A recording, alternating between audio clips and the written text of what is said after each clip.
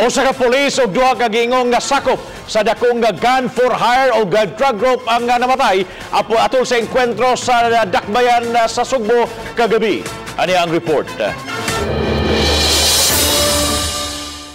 Unang mipahigan og surveillance operation si Police Master Sergeant Maximino Macua Jr. ang sakop sa Pidig diha sa Tabada Mambaling, Cebu City kagabi. Apan nakabantay ang subject sa operation nga mipusil sa pulis kinsa naigo sa iyang bukton nga milapos sa iyang lawas.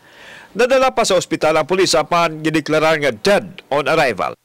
It was an operation that was planned for against a high-value individual sa trading sa illegal drugs, and unfortunately one of our personnel was shot, fatally shot, at he died po na dead on arrival ito sa hospital.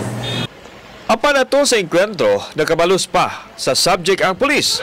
Sa ilang pagsusi, nakita nila ang suspect nga midangop sa public hospital aron magpatambal siyang samad pinusilan. Dito na sa tamulanan ng sikop ang suspitsado nga giilang si Franco Beso ug ang nagbantay nini nga mao sa yawi sa follow-up operation sa kapulisan dito sa Kiot Pardo.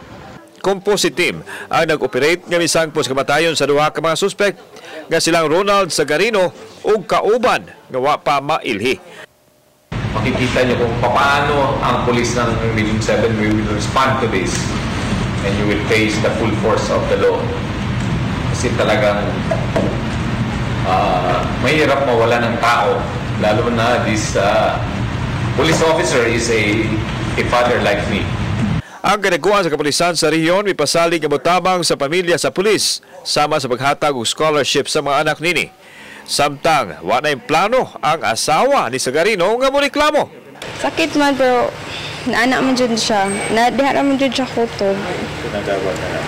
Nadawat na lang na nako. Wala naman ko mahimo. Kauban si Godfrey Relian, ako si Alan Domingo. Balitang Bisdak.